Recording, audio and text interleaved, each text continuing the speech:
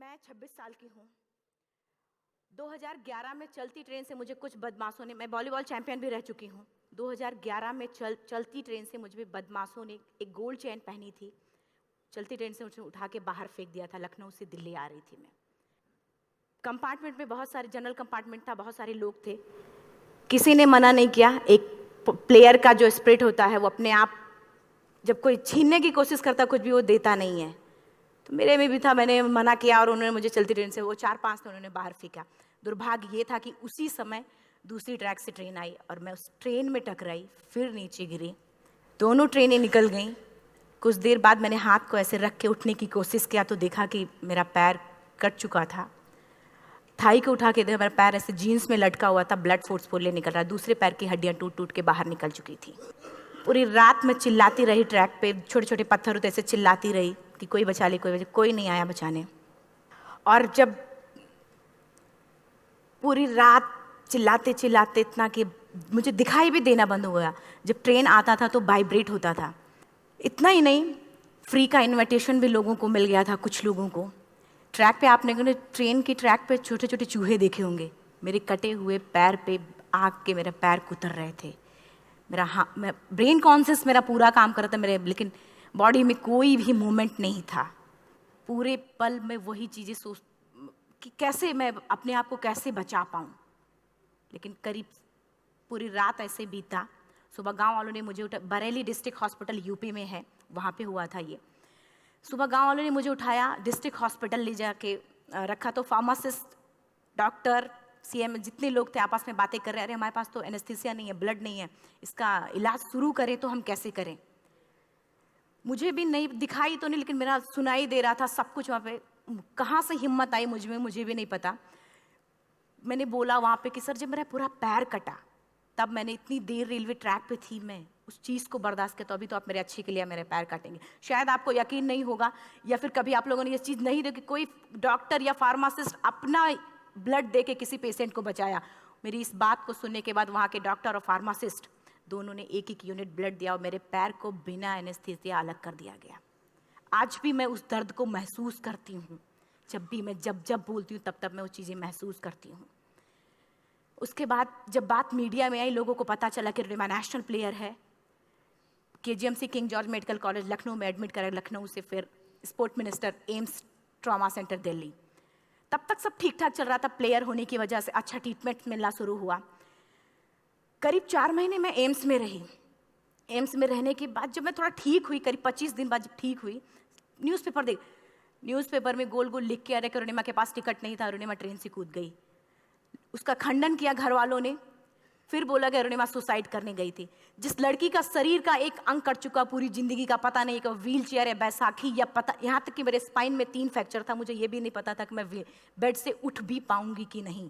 अंदाजा लगाया जा सकता, सिर्फ अंदाजा लगाया जा सकता है कि उसकी दिलो दिमाग पे क्या चल रहा होगा, उस परिवार की क्या स्थिति रही होगी जब जिस परिवार की एक यंग एज लड़की का इस तरीके का सिचुएशन हुआ हो। फिर भी कहते हैं कि जहाँ चाह होती वहाँ राह मिली जाती है। एम्स के हॉस्पिटल के बेड पे मैंने डिसाइड किया, क्योंकि अपनी बातें हम चिल्ला चिल्ला के करें, वो सिस्टम की इतनी हाई लेवल की बातें हो रही थी कि हम एक मध्यम वर्गीय फैमिली से थे। हम अपनी बातें चिल्ला चिल्ला के कह रहे थे, लेकिन कोई नहीं सुन रहा था। लेकिन कहते हैं मैंने अपने दिल, दिमाग, अंतरात्मा से ये चीज़ सोच लिया कि ठीक है, आज आपका दिन है, जितना चाहो बोल लो, एक दिन तो मेरा दिन आने वाला, मैं प्रूफ कर दूंगी कि मैं क्या हूँ, मैं क्या थी, ये मैं प्रूफ कर दूंगी। हॉस्पिटल के बेड पे डिसाइड किया वॉलीबॉल लाइफ का सबसे टफ गेम करना है, तब मैंने माउंटेनिंग चुना। जब मैंने माउंटेनिंग कहने और करने में बहुत फ़र्क होता है। जब मैंने माउंटेनिंग की बात सोची और लोगों के सामने, सबसे बड़ी चीज़ थी सही गाइडेंस में ट्रेनिंग लेना, दूसरा स्पॉन्सरशिप। इतना बड़ा एक साथ तो मैंने 40 से 50 लाख मैंने वाकई में कभी नहीं देखे थे पहले। मेरे लिए बहुत बड़ी चीज़ थी वो इकट्ठा कर पाना। जब मैंने लोगों के सामने रखा कि मैं माउंटेनिंग करना चाहती हूँ, एवरेस्ट के लिए मुझे ट्राई करना है, हर किसी ने मुझे बोला कि क्या है, पागल हो चुकी हो क्या, तुम्हारा दिमाग खराब हो चुका, तुम कभी नहीं कर सकती माउंटेनिंग। एक पैर आर्टिफिशियल है, दूसरे में रॉड है, और तुम्हारा दिमाग खराब है, स्पाइन में भी फ्रैक्चर है, तुम पागल होगे, चुपचाप कोई नौकरी करो, जीवन यापन करो। क्योंकि लोगों का सबसे बड़ा प्रॉब्लम ये होता, लोग फिजिकल देखते, पैरों को मेरी अंतरात्मा में क्या चल रहा था वो तो किसी को पता ही नहीं था। मुझे लगता है कि आज यहाँ पे मैं भी सुबह से देख रही हूँ, इतने अच्छी अच्छी चीज़ें मैंने सीखी यहाँ पे। बहुत बड़े बड़े स्पीकर को शायद आप लोगों ने भी सुना। आज मैं भी आपको यहाँ पे कि चाहे जितना मोटिवेट करूँ, चाहे जितना चीज़ें मैं बताऊँ, लेकिन मुझे लगता है सबसे बड़ा मोटिवेटर कौन होता? आप खुद। जिस दिन किसी भी लक्ष्य के प्रति आपकी अंतरात्मा जाग गई, आपको कोई नहीं रोक सकता उस लक्ष्य को पाने में। ये मैं किताब से बातें नहीं बोल रही हूँ, ये मैं एक एक पल मैंने वो, ये मैं कोई भी किताब की बातें नहीं, एक एक पल आज जो मेरा 26 साल का एक्सपीरियंस है वो मैं बता रही हूँ सिर्फ आपको। उसके बाद किसी तरीके से मैनेज किया मैंने। भाई साहब, मेरा परिवार मेरा बैकबोन था। परिवार ने मुझे, भाई साहब ने मुझे कहा कि मैडम बछेंद्री पाल जिन्होंने 1984 में एवरेस्ट समिट किया, उनसे मिलते हैं, वो जरूर कुछ ना कुछ करेंगे। हॉस्पिटल से निकलने के बाद मेरे राइट लेग में स्टिचेस लगी थी। मैंने डायरेक्टली घर जाने की बजाय, जब लोग ये सोचते हैं कि मुझे अपना जीवन यापन कैसे करना है, जब लोग ये सोचते हैं कि मुझे अपनी ज़िंदगी के, मेरे दिमाग में सिर्फ 2 चीज़ें चल रही थी, मुझे इनका जवाब कैसे देना है और एवरेस्ट समिट कैसे करना है। फर्स्ट तुरंत गए बछेंद्री मैम के पास। जब मिले, मैम ने फर्स्ट टाइम जब मुझे देखा तो उन्होंने कहा, अरुणिमा, उनकी आंखों में आंसू आ गए। उन्होंने बोला, अरुणिमा, तूने ऐसी हालात में एवरेस्ट जैसे दुरूह पहाड़ के बारे में सोचा तो तूने अपने अंदर तो एवरेस्ट फतह कर लिया, अब तो सिर्फ लोगों के लिए। मेरे परिवार को छोड़ के बाहर की पहली ऐसी महिला थी जिन्होंने मुझ पे भरोसा किया था कि हाँ अरुणिमा, तुम कर सकती हो। मेरे लिए वही बहुत बड़ी चीज़ थी। प्लानिंग भी कर ली, मैम भी मिल गई, सब हो गया। लेकिन जब उतरते हैं फील्ड में तब पता चलता कि हम क्या हैं। रोड हेड से मैं पहुंच गई। मैडम ने कहा कि ठीक है, तुम्हारे कहने, तुम्हारे सोचने से कुछ नहीं होगा अरुणिमा, प्रूफ करो कि कर सकती हो। मैंने कहा बस एक मौका चाहिए मुझे। वाकई में जब मैं माउंटेन में पहुंची, रोड हेड से बेस कैंप लोगों को 2 मिनट लगता था, मुझे 3-3 घंटे लगते थे, क्योंकि मेरे राइट लेग की हड्डियां भी नहीं जुड़ी थी। लेफ्ट मेरा आर्टिफिशियल लग चुका था, लेकिन स्टंप एकदम रेड, उसका मतलब घाव एकदम नए थे। मैं अगर पैर रखती थी तो मेरे पैर से जोर से अगर दबा देती थी तो पैर से मेरे ब्लड आने लगता था। सारे लोग नॉर्मल थे वहाँ पे। हर कोई ये बोलता कि एक पीक के लिए जाते थे तो हर कोई मुझे ये बोलता कि अरुणिमा, तुम धीरे धीरे आओ। मेरे दिमाग में हर बार यही बात चलती थी कि क्या है, मैंने एवरेस्ट का प्लान किया, मैं इनके बराबर भी नहीं चल पा रही हूँ। खुद से संकल्प लिया कि कोई बात नहीं, एक दिन ऐसा आएगा कि मैं इनसे पहले जाऊंगी। और आपको शायद यकीन ना हो, आने वाले 8 महीने बाद पूरा का पूरा वेट उठा के बेस कैंप से साथ निकलते और टॉप पे पहले पहुंचते। ऐसे करके देखते थे कि अरे ये लोग तो पीछे। खुशी होती थी। उससे भी ज़्यादा मुझे खुशी तब होना शुरू हुआ जब वो सारे लोग आके मुझसे ये पूछते, मैडम खाते क्या हो, बता दो, पैर नहीं है फिर भी कैसे चलते हो। उसके बाद पूरा मुझे स्पॉन्सरशिप मिला। मैं जब एवरेस्ट के लिए गई, मेरे लिए सबसे बड़ा, एवरेस्ट की जर्नी में मेरे सबसे बड़ा चैलेंज यही था कि दूसरे को समझा पाना। मैं नहीं समझा पाती कि भाई मैं कर सकती हूँ। जब मैं एवरेस्ट के लिए, शेरपा होता, शेरपा को जब ये बात पता चला कि मेरा प्रोस्थेटिक लेग है, आर्टिफिशियल लेग है, दूसरे में रॉड, बोला नहीं ले जा सकता, इसकी वजह से तो मेरी भी जान जाएगी। मैडम ने, हमने सबने कन्विंस किया किसी तरीके से। मन वाकई में जो टीवी में हम और उसमें फोटोज में देखते हैं, ब्लू और ग्रीन आइस, हिला देने वाला होता। जितना सुंदर दिखता उतना ही हिला देने वाला होता। जब मैं हमारे ग्रुप में 6 लोग थे, रॉकी एरिया तक मैं सबसे पहले थी, लेकिन जैसे ही मैं ग्रीन और ब्लू आइस में गई, मेरा आर्टिफिशियल लेग स्लिप कर जाता था। फ्रंट पॉइंटिंग से, जब मैं फ्रंट क्रैम्पोन से फ्रंट पॉइंटिंग मारती थी, लेफ्ट से पेन होता था तब भी करते, लेकिन आर्टिफिशियल जैसे फ्रंट पॉइंटिंग मूव हो जाता, मेरा पैर ही मूव हो जाता था। शेरपा मुझे बोला नहीं हो सकता अरुणिमा, जबरदस्ती मत करो। मैंने कहा कुछ नहीं, ये मेरा पैर है, मैं जानती हूँ कैसे चलेगा। फाइनली 1, 2 बार, 3 बार करने, 4 बार, 5 बार होल हो जाता था। आइस थोड़ा टूट के निकलता था तो मैं वहाँ पैर रख के जाती थी। कैंप 3 तक ठीक था, प्रॉपर एक्लेमेटाइज किया अपने आप। कैंप 3 तक जनरली गए। बात जब कैंप 3 के ऊपर की होती है, साउथ कोल समिट, अच्छे माउंटेनियर, अच्छे दिलेर के हौसले धरे के धरे तब रह जाते हैं जब अपनी आंखों के सामने किसी को मरता देखता है, और दिमाग में बात, जब जिसको डिसीजन मेकिंग, और जब दिमाग में बातें जब ये आने लगती हैं कि अरे जिस चीज़ के लिए हम जा रहे हैं उसी चीज़ के लिए आदमी मर रहा है, इसी चीज़ के लोग लिए मर चुके हैं। रात में क्लाइंबिंग, ज़्यादा से ज़्यादा माउंटेनिंग रात में की जाती है क्योंकि वेदर शांत होता है। जब मैं रात में निकली साउथ कोल से, कैंप 4 से, मेरी हेडलाइट जिधर ही हेडलाइट जा रही थी उधर ही डेड बॉडीज मुझे नज़र आ रही थी। मेरे रोंगटे खड़े हो रहे थे। मुझे समझ में नहीं आ रहा था कि मैं करूं तो क्या करूं। इतना ही नहीं, मैं जिस रोप में थी उसी रोप में जब मैं आगे जा रही हूं और एक बांग्लादेशी, उनका हाथ हल्का हल्का ऐसे हिल रहा, मुंह से आवाज आ रही थी। मैं एक्सप्लेन नहीं कर सकती मुझे कितना डर लग रहा था। बार बार ये बार बार मन में आती, इसका ऑक्सीजन खत्म हुआ है, ये मर चुका है लास्ट सिचुएशन में, और हम कुछ नहीं कर पा रहे हैं, क्या करें। उसके बाद मैंने 10 से 15 मिनट सिर्फ मैं वहां खड़ी रही। मैंने सिर्फ इतना बोला कि अगर आप सभी में से सभी ने एवरेस्ट सबमिट कर लिया तब तो ठीक है, अगर नहीं सबमिट किया है मैं सबके लिए एवरेस्ट सबमिट करूंगी और जिंदा वापस जाऊंगी। क्योंकि जैसा हम सोचते हैं हमारी बॉडी उसी तरीके से जनरेट करना शुरू करती है। मैंने डेड बॉडी, क्योंकि जा ही नहीं सकते थे किनारे से, उसी रोप में वो एंकर है, डेड बॉडी को लांगी और लांग के जाना शुरू किया। हिलेरी स्टेप साउथ समिट के करीब जब मैं खुद पहुंची, मेरे शेरपा ने एक जोर से झटका मुझे दिया कि अरुणिमा वापस चलो, तुम्हारा ऑक्सीजन खत्म हो रहा है। हिलेरी स्टेप के बाद एवरेस्ट समिट है, थोड़ा चलने के बाद एवरेस्ट समिट है। अगर कोई आपसे ये बोले, आप अपने टारगेट के इतने करीब हो, अगर कोई आपसे ये बोले कि अरुणिमा वापस चलो, कैसा लगता है। मैंने भी यही बोला, सर क्या बोल रहे हो आप, मैं नहीं जाऊंगी वापस। बोला अरुणिमा जिंदगी रही, दोबारा ट्राई करना और एवरेस्ट समिट हो जाएगा दोबारा तुम्हारा। मैंने कहा नहीं, ये आप जिंदगी में गोल्ड चांस बार बार नहीं आते, लाइफ में कभी कभी आता है, ये आपके ऊपर आता, आप उसको पकड़ के रखते हो या फिर छोड़ देते हो। मैं अपना गोल्ड चांस कभी नहीं, क्योंकि मैं जानती थी मुझे स्पॉन्सरशिप बहुत मुश्किल से मिला, एक बार अगर मैं छोड़ देती दोबारा मुझे कभी नहीं मिलता। मैं बहुत अच्छी तरीके से जानती थी। मेरा फाइनली मुझे बछेंद्री मैम ने भी एक बार बात समझाई थी, मेरी माँ ने मुझे एक बात बताया था कि लाइफ में कभी कभी सिचुएशन ऐसी आती है जब सिर्फ आप अकेले होते हो, डिसीजन सिर्फ आपको लेना होता है।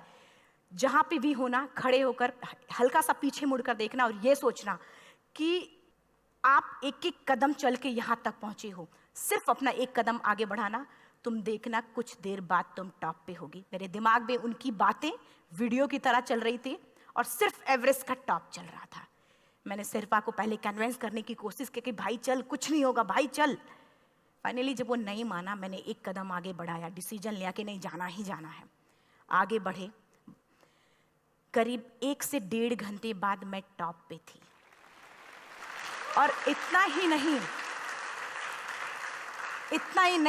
आज भी मैं जितनी बार बोलती हूं उतनी बार मैं महसूस करती हूं, मेरे रोंगटे खड़े हो जाते हैं, मेरा दोनों हाथ ऊपर करके जोर जोर चिल्लाने का मन कर रहा, कितनी जोर से चिल्लाऊं कि सबको बता दूं कि आज मैं टॉप ऑफ द वर्ल्ड पे हूं। उन लोगों को बता दो जो लोग ये सोचते हैं, लड़की, दूसरे विकलांग, तीसरे मिडिल क्लास में, जो लोग एक बार हार के फिर दोबारा लड़ना नहीं चाहते, जो लोग हारने के बाद सोचते हैं कि हम दोबारा कुछ कर नहीं सकते, उन लोगों को मैं चिल्ला चिल्ला के टॉप से बताना चाहती थी कि नहीं, आप सब कुछ कर सकते हो। सिर्फ एक सोच की विकलांगता, हैंडीकैप आदमी यहाँ से होता है, यहाँ से नहीं। अगर यहाँ से जो आदमी विकलांग है तो नॉर्मल आदमी भी विकलांग है, जो अगर यहाँ से विकलांग है। चिल्ला चिल्ला के मैं बताना चाहती थी। मैंने शेरपा से कहा कि आप एक फोटो खींच लो, क्योंकि सारे लोग फोटो, अपना नेशनल फ्लैग का जो वैल्यू होती है ना, वो जो हम कहीं बाहर होते हैं तो पता चलता है। मुझे भी बहुत खुशी हो रही थी, फ्लैग को हग किया और बोला फोटो खींचो। बोला पागल हो गई है, तेरा ऑक्सीजन कभी भी खत्म हो जाएगा, नीचे चल। नहीं, फोटो खींच लो। फोटो खींचा उसने। वो तो अगली बार इतना तेज गुस्सा हुआ, मैंने उसको बोला कि भाई वीडियो भी बना ले। 8848 की हाइट पे ऑक्सीजन खत्म हो रहा है, आज हम भी हंस रहे हैं आप लोगों के साथ क्योंकि यहाँ पूरा ऑक्सीजन है। और 8848 की हाइट पे जब मुझे शेरपा, कोई भी शेरपा को बोलेगा भाई वीडियो बना, तो परेशान हो जाएगा, पागल हो चुकी, कि तुम मर जाए, मैं जा रहा हूँ नीचे। मैंने कहा नहीं, कुछ नहीं होगा, आप बनाओ वीडियो। किसी तरीके से मैं 4-5 पेयर बैटरी रख के लेके गई कि डिस्पोजल कैमरा, एक अलग कैमरा की, मतलब एक नहीं काम करेगा तो दूसरा करेगा, प्रॉपर प्लानिंग से। शायद आप लोग भी सोचो कि वाकई में लड़की को इतना बड़ा रिस्क लेने की क्या जरूरत थी, कि जिंदगी कभी भी जा सकती थी इसकी। लेकिन मैंने वो रिस्क लिया क्यों? क्योंकि मैं चाहती थी, कहीं ना कहीं से मेरे भी दिमाग में ये बात आ चुका था कि मैं जिंदा वापस ना जाऊं। मैं चाहती थी कि अगर मैं जिंदा ना जाऊं तो ये वीडियो मेरे इंडिया, शेरपा से मैंने यही बात बोली, ये वीडियो अगर मैं जिंदा नहीं जाती, ये वीडियो मेरे इंडिया पहुंचा देना, मेरे यूथ तक चला जाएगा। क्योंकि मैं चाहती थी कि 11 अप्रैल 2011 को मेरा एक्सीडेंट हुआ, 21 मई 2013 10:55 पे मैं टॉप ऑफ द वर्ल्ड पे थी। ऑलमोस्ट 1 से 2 साल के अंदर कैसे? यहाँ से मैंने ये चीज, मैंने कभी भी कामयाब होने के, मेरी वो जिंदगी बन चुकी थी, मेरा जुनून बन चुका था, मेरा पैशन मेरा जिद बन चुका था। वो मेरा सोते उठते बैठते सिर्फ मुझे एवरेस्ट दिखाई जाए। और मुझे लगता है किसी को भी अगर अपना लक्ष्य पाना है, यहाँ से अगर वो पागलपन जब तक नहीं आएगा तब तक नहीं होगा। वो फाइनली उसने वीडियो भी बनाया। आप बोल रहे फटाफट अरुणिमा नीचे भागो। जब मैं टॉप पे थी तो कुछ लोग और भी थे, लेकिन 10:55 पे मैंने एवरेस्ट समिट, 11 बजे के बाद अगर कोई अटैम्प्ट करने की कोशिश करता है तो उसको सुसाइड अटैम्प्ट बोलते हैं। जैसे ही मैं नीचे चलना शुरू की, मैंने कहा भाई हाँ चल नीचे चलते हैं। ज़्यादा से ज़्यादा मौतें नीचे आते वक्त होती हैं एवरेस्ट पे। जब मैं नीचे आ रही हूँ, थोड़ा दूर ही मैं नीचे चली थी, मेरा ऑक्सीजन पूरी तरीके से ख़त्म। सिर्फ अंदाज़ा लगा सकता कि जब ऑक्सीजन ख़त्म हुआ क्या परिस्थिति रही होगी। मैं ऐसे नीचे गिर गई और शेरपा मुझे बोला कि अरुणिमा मुझे यकीन नहीं था कि तू एवरेस्ट सबमिट कर पाएगी, लेकिन फिर भी तूने किया। मैं चाहता हूँ कि अरुणिमा जिंदा चल, तू वापस उठ, खड़ी हो। मुझे खड़ा करने की वो कोशिश कर रहा था बार बार, मैं खड़ी नहीं हो पा रही थी, वाकई में दम ही नहीं था। लेकिन फिर भी कहते हैं कि जैसे हमारे नियम होते हैं वैसे ऊपर वाले के भी नियम हैं। उसकी लिस्ट में जब मेरा नाम नहीं है तो वो मुझे नहीं ले जा सकता। अगर दूसरी चीज, मेरा कॉन्सेप्ट एकदम क्लियर हो चुका था। जब रेलवे ट्रैक पे मैं थी, रेलवे ट्रैक पे 7 घंटे में पड़ी थी, 49 ट्रेन अप डाउन हुई थी, तो मेरा कॉन्सेप्ट एकदम क्लियर हो चुका था। इसका मतलब है कि ऊपर वाले ने अगर मुझे कुछ बचाया है तो कुछ ना कुछ इतिहास रचने के लिए बचाया है। मैंने पॉजिटिव तरीके से सोचा। और उसी समय एक ब्रिटिश क्लाइंबर नीचे से ऊपर आ रहा था और उसके पास 2 ऑक्सीजन, तो उसने एक को वहीं फेंका और दूसरे को लेके नीचे जाना शुरू किया क्योंकि वेदर खराब था। मेरा शेरपा मुझे एंकर किया और जाने लगा नीचे, और वो फटाफट उसको लेके आए, मुझे लगाया। उसने बोला अरुणिमा तू बहुत लकी है कि तुझे यहाँ पे ऑक्सीजन मिला है। वाकई में ऊपर वाला भी चाहता है कि तू जिंदा रहे। वो मुझे बार बार लकी लकी बोल रहा था। शायद आप लोग में से भी कोई होगा कि जो लक और भाग्य जैसी चीज़ों पे यकीन करता हो, या पता नहीं भी। मैं किसी की भावनाओं को ठेस नहीं पहुंचाना चाहते, लेकिन मैं इन किसी भी चीज़ों पे भरोसा नहीं करती, क्योंकि मेरा मानना है कि लक भी उसी का साथ देता है जिसके अंदर जीतने का जज्बा है। अगर आपके अंदर जीतने का जज्बा नहीं है, चारों तरफ सिर्फ बहाने होते हैं, सिर्फ बहाने, इतना सारा एक्सक्यूज होता है। शायद मैं भी अगर वापस आ गई होती तो मैं बोल देती मेरा ऑक्सीजन खत्म है, कोई मुझसे पूछने ना, बछेंद्री मन, न मेरा परिवार, कोई भी मुझे पूछने नहीं आता। लेकिन क्या कभी मैं अपने आप को समझा पाती? कभी नहीं। फाइनली जो भी था, लक भाग्य किस्मत में नीचे आ रही थी, बहुत खुश थी। माउंटेन, डेड बॉडीज, मेरा शेरपा, ये लोग थे। मैं किसी से शेयर भी नहीं कर पा रही थी कि अरे मैंने एवरेस्ट सबमिट किया, किसी से शेयर भी नहीं कर पा रहे थे। फटाफट मैंने नीचे हील मार के, हम ऐसे हील मार के नीचे आ रहे थे। एकाएक मेरा प्रोस्थेटिक लेग, पूरा का पूरा लेग ही निकल गया। -60 डिग्री तक टेम्परेचर डाउन हो जाता है एवरेस्ट पे। मेरा हाथ वगैरह ये सब ऐसे मूवमेंट, ऐसे मुड़ नहीं रहा था, ब्लड निकलने लगा था, ये सब यहाँ था। मुझे शेरपा से मैं बोल रही हूँ कि ऑलरेडी मेरा पैर कटा हुआ है, अगर दिमाग में ये बात है कि मेरा हाथ भी काटना पड़ेगा, कैसा लगेगा मेरा दिमाग? क्योंकि ये ऐसा मूवमेंट, रेड 3 स्टेज होती हैं। रेड मेरा हो चुका था, रेड, ब्लैक, ब्लू, ब्लैक हो तो काटना पड़ेगा। तो बार बार मैं बोल रही हूँ शेरपा से कि भाई हाथ मेरा कुछ हो रहा है, इसमें मूवमेंट नहीं हो रहा है, यहाँ सबसे ब्लड हो रहा है। बोला अरुणिमा कुछ नहीं, जितना नीचे जाएंगे उतना अच्छा होगा।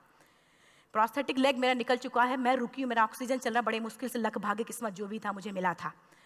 शेरपा मेरे आगे है, लास्ट मोमेंट तक वो मुझे बोलेगा, अगर वो मैं नहीं चलती वो मुझे छोड़ के चला जाए। गलती उसकी भी नहीं होती, क्योंकि वो क्या करे, क्लाइंबर की वजह से, या तो अपनी जान वो भी दी, गलती उसकी भी नहीं है। लास्ट में मेरी आंखों से आंसू निकलने लगा। मैंने सोचा क्या करूं अब, रोने अपने आप आंसू ने कहीं ना कहीं से आ ही जाता है। दूसरे पल मुझे समझ में आ गया कि रोने धोने से कुछ नहीं होगा। मैंने आंसू को पोंछा और रोप, जो मेरी रोप थी, रोप को पकड़ा, दूसरे हाथ से आर्टिफिशियल लेग को, पैर को घसीट के चलना शुरू हो गया, क्योंकि मेरे पास यही था। ये तो दूसरा था, गिव अप कर दो ही चीज़ थी। पैर को घसीट चलना शुरू हुआ। कुछ दूर नीचे चलने के आने के बाद रॉक था, उसमें घुसे, पैर को खोला, सही किया, फिर नीचे चला। Camp 4 to submit to camp 4 3500 feet है, और इसमें टोटल जनरली लोग 16 से 17 घंटे में सबमिट कर लेते हैं। मुझे टोटल 28 घंटे लगे थे। हर माउंटेनियर, चाहे बाहर का या फिर इंडिया का, हर किसी ने ये मान लिया था कि अरुणिमा जिंदा वापस नहीं आएंगी। हर किसी ने ये चीज़ मान लिया था। लेकिन मुझे लगता, जब मैं वापस साउथ पोल पहुंची, जब मैं टेंट का जिप खोला, मैंने हर किसी ने कहा कि अरे तू यहाँ है, हम तो सब सोच लिए थे तू चली गई। हर किसी ने ये बोला था। फिर सब खुशी मना रहे थे हम सब। देखिए ये सब बताने का मेरा सिर्फ एक मकसद था कि सब कुछ हम में है, हम जैसा चाहें वैसा कर सकते हैं। ऑलरेडी टाइम हो